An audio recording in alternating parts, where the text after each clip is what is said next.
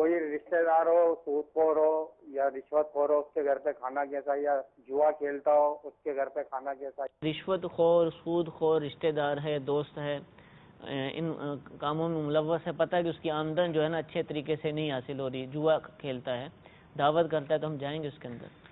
ایسا شخص کہ جس کے آمدنی کا صرف اور صرف ایک ہی ذریعہ ہے، ٹھیک ہے، اور وہ رشوت ہے یا وہ جوا کھیلتا ہے، اسی کے ذریعے اس کی آمدن ہے، تو ایسے لوگوں کے ہاں دعوتوں میں شرکت نہ کریں. ٹھیک ہے، اور چاہے اگر ولیمے کی ہو، چاہے ولیمہ ہو یا کوئی ہو، قبول بھی نہیں کرے، مطلب جائے قبول نہ کرے، ٹھیک وہاں ہے، شرکت نہ کرے. اور اگر اس کی آمدنی دونوں قسم کی ہے، حلال بھی ہے حرام بھی ہے، حلال کا غالب ہے رجحان، تو اس کی دعوت قبول کر لیں. ٹھیک ہے، تو ایسے جو سود خور ہوتے ہیں یا رشوت کا لین دین کرتے ہیں، جواری ہوتے ہیں، تو ایسے لوگوں کی دعوت بالخصوص جو علماء ہیں یا پیر صاحبان ہیں ان کو قبول نہیں کرنی چاہیے، زجر اور توبیخ کی نیت سے. یعنی ٹھیک ہے، ان کا یہ عمل اس کو سوچنے پہ مجبور کرے گا کہ ایک عالم دین میرے گھر خوشی آئی، اتنی بڑی خوشی آئی، لیکن وہ نہیں آ رہے. وہ کیوں نہیں آ رہے؟ ان کو آپ سے کوئی نفرت نہیں ہے، ٹھیک ہے، آپ کے اس برے فعل سے نفرت ہے. وہ اس وجہ سے نہیں آ رہے کہ آپ رشوت کا لین دین کرتے ہیں، آپ لوگوں سے سود لے کر ان کو پریشان کرتے ہیں، اور سود خور جو ہے وہ اس کے لیے تو اعلان جنگ ہے اللہ تعالی کی طرف سے.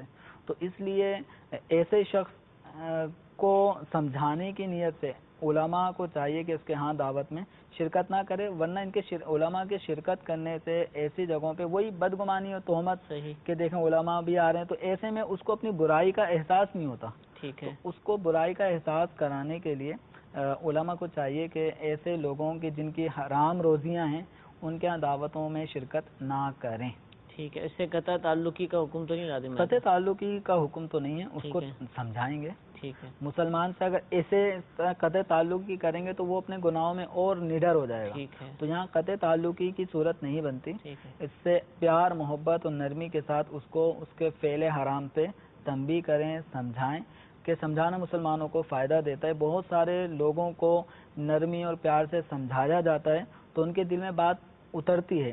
اور ایسے بھی دارالفتہ اہل سنت میں اسلامی بھائیوں کا اور تاجر افراد کا اور دیگر لوگوں کا آنا ہوتا ہے کہ جو ایک عرصے تک حرام کمائی میں مصروف رہے، لیکن وہ یہ کسی کی کوئی بات دل پہ چوٹ کر جاتی ہے، پھر وہ آ کے پوچھتے ہیں کہ ایسی کمائی تھی، اب ہمارے لیے کیا حکم ہے؟ یہ ہمارا اوڑھنا بچھونا یہ سب کچھ حرام، جوئے کے سٹے سے ہم نے سب کچھ کیا ہے، مکان بھی تو ہمارے پلاٹ سب کچھ اسی کا ہے. اب کیا کریں؟ تو اب شریعت مطہرہ نے جو ان کے بارے میں احکام بیان کیے ہوتے ہیں تو وہ ان کو بیان کیے جاتے ہیں اور ان کی اصلاح کی جاتی ہے.